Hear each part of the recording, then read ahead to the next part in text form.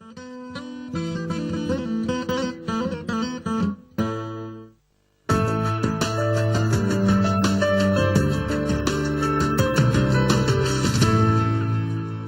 vous l'annonçais dans les titres, notre invité est le directeur général de l'administration du territoire, Bassidi Coulibaly.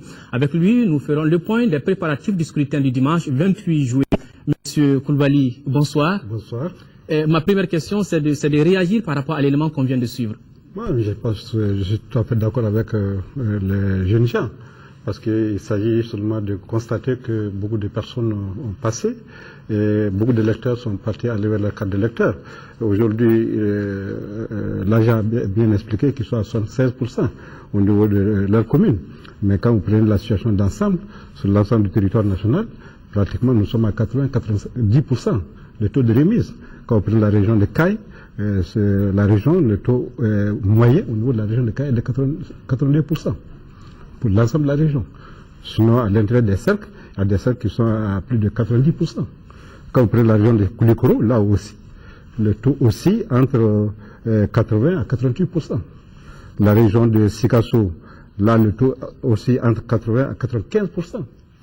Au niveau de la région de Ségou, le taux aussi entre 85 à 92%.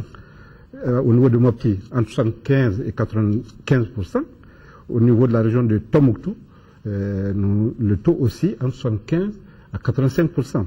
Au niveau de la région de Gao, le taux aussi entre 30 à 85%.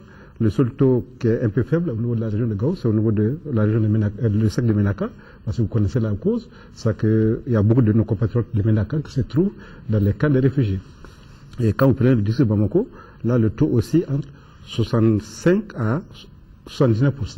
Donc nous avons un très bon taux sur l'ensemble du territoire et nous avons un taux global au niveau national qui fait 82%. Donc cela veut dire qu'aujourd'hui, il ne faut pas s'attendre à une grande affluence au niveau des centres de vote parce que toutes les cartes ont été quasiment enlevées. Il reste maintenant les cas des décès. Bien sûr, comme il l'a bien expliqué, il y a aussi les cas des transferts. Il y a aussi des personnes aussi qui se trouvent dans les camps. Aujourd'hui, nous sommes en train de mettre en place des mécanismes pour prendre les cartes de ces personnes-là pour pouvoir les acheminer au niveau des différents camps, que ce soit au Burkina, au Niger ou à Mauritanie. Quand on prend la région de Kidal, aujourd'hui nos équipes ont distribué à peu près 5654 cartes. Malgré parce que ça n'a pas démarré tôt à Kidal, malgré tout cela, il y a quand même un taux satisfaisant. Non, absolument, les équipes sont à pied d'œuvre et nous pensons qu'ils pourront certainement, elles aussi, certainement atteindre un très beau taux d'ici le 26 ou 27 juillet. Donc nous avons aujourd'hui un taux vraiment satisfaisant.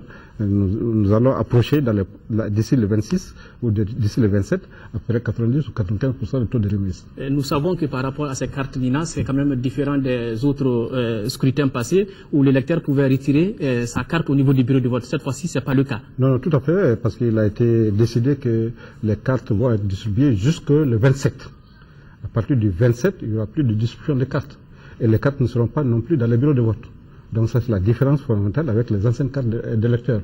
Et les anciennes, pour faire une comparaison, bon, même si la comparaison n'est pas bien adaptée, les anciennes cartes, on avait un taux de remise très faible, autour de 40-50%.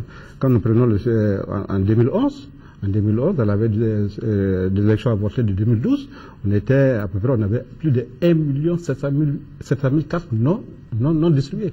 Donc cela veut dire qu'aujourd'hui, la satisfaction est grande, que nous avons atteint ce taux admirable qui est autour de 85% ou 90%. C'est ça. Donc nous sommes largement satisfaits et c'est le lieu pour nous de remercier bien sûr les électeurs qui ont adhéré au processus. Nous remercions aussi les autorités administratives, les équipes de remise pour leur engagement.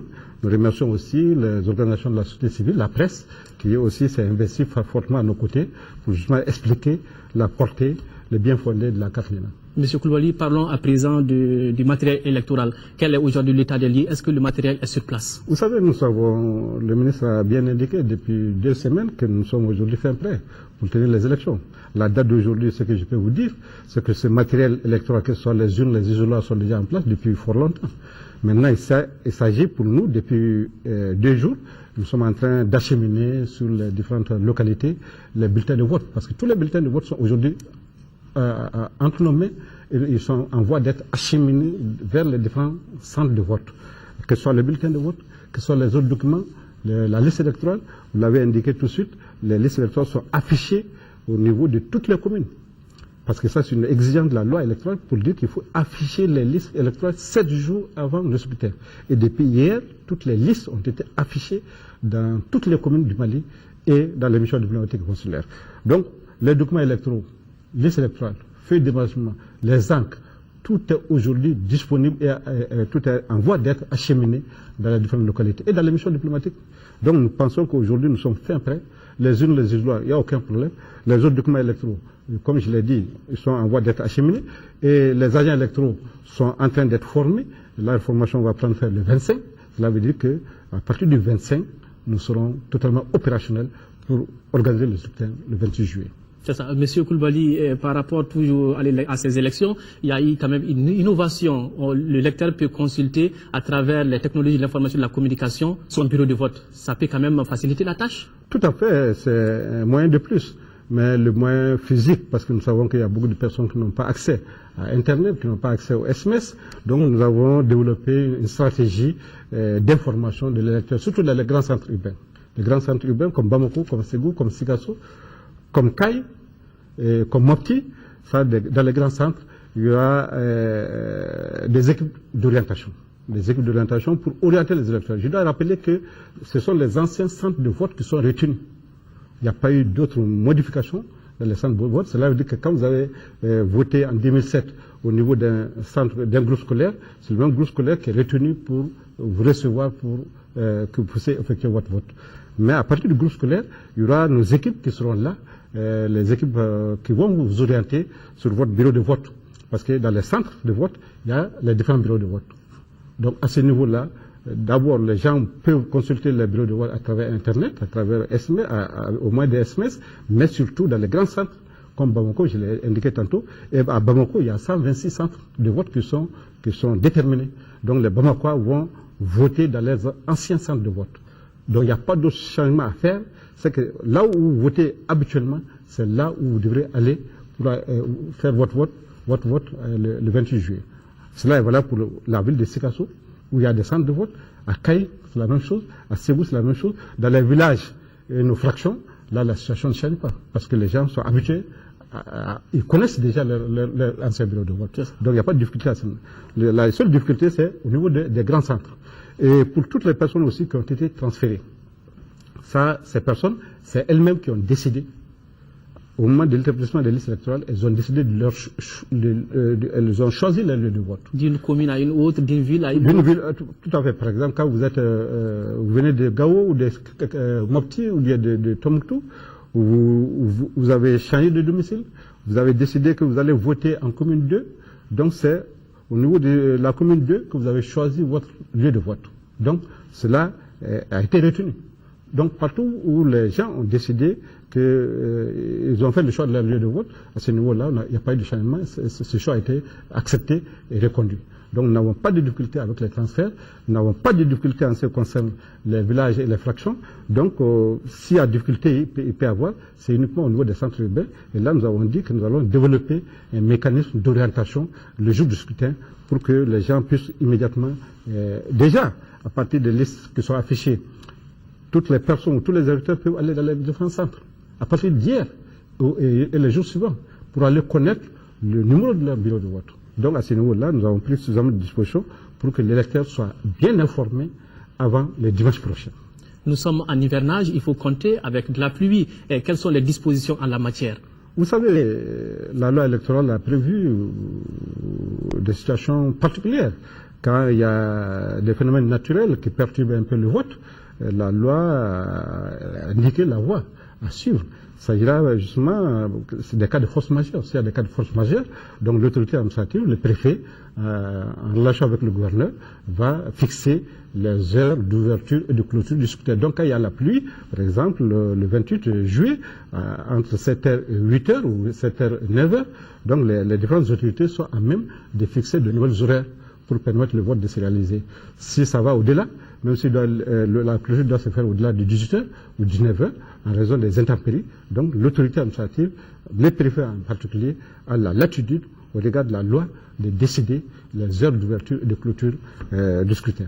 Donc à ce niveau-là, la loi électorale a prévu justement de gérer ces situations particulières. À 7 jours du scrutin, est-ce qu'il y a aujourd'hui un appel à lancer? Le message, oui, absolument. Le message, nous sommes très heureux ce soir d'apprendre toutes les bonnes choses qui se passent au niveau de la présidence de la République. Donc, nous sommes rassurés de tout ce qui se passe aujourd'hui à Kidal. Cela veut dire qu'aujourd'hui, rien ne s'oppose à ce que nous puissions avoir un scrutin qui se déroule dans de très bonnes conditions, avec la participation de tous les Maliens, partout où ils se trouvent, à l'intérieur qu'à l'extérieur. C'est une très bonne nouvelle. Et ce que nous pouvons dire aujourd'hui, c'est que l'administration de façon générale, l'administration du territoire plus la DG, nous avons pris toutes les dispositions pour que les élections puissent se dérouler dans de très bonnes conditions. La remise de la carte NINA a été un succès. Je peux penser que ça a été un succès. Il reste maintenant le matériel électoral est sur place. Les documents électoraux sont sur place. Il s'agira maintenant pour les électeurs maliens de se mobiliser, de relever les défis. Quelqu'un l'a dit tout de suite. C'est le grand défi qui s'impose à tout le peuple malien pour que ces élections-là soient des réussites, une réussite totale pour l'ensemble du peuple malien, pour nous permettre de sortir de cette situation. Donc l'appel que je lance, c'est bien sûr un appel patriotique que nous lançons à tous les Maliens pour lever ce grand défi, un défi qui s'impose à la nation malienne, et nous sommes capables, les Maliens sont capables, avec les ressources dont ils disposent, les ressources morales, intellectuelles dont ils disposent, pour que nous puissions avoir cette fois-ci un taux qui puisse magnifier l'importance, ou en tout cas l'approfondissement de la démocratie au Mali, en tout cas la consolidation de l'unité nationale. Et c'est le sens de l'appel que nous lançons à tous les Maliens, à tous les électeurs, pour qu'ils sortent massivement le dimanche 28. En tout cas, l'administration est prête à recevoir les votes et bien sûr à les centraliser. Et je pense que dans les prochains jours, il y aura une rencontre entre l'administration et les délégués des candidats pour convenir, pour leur expliquer les mécanismes de centralisation des résultats. Donc, c'est des résultats transparents, une élection transparente, juste, équitable. Merci, M. Koulibaly. Je rappelle que vous êtes le directeur général de l'administration, du territoire, et vous étiez sur ce plateau pour nous faire le point des préparatifs du scrutin du dimanche prochain. Merci de votre disponibilité. Merci.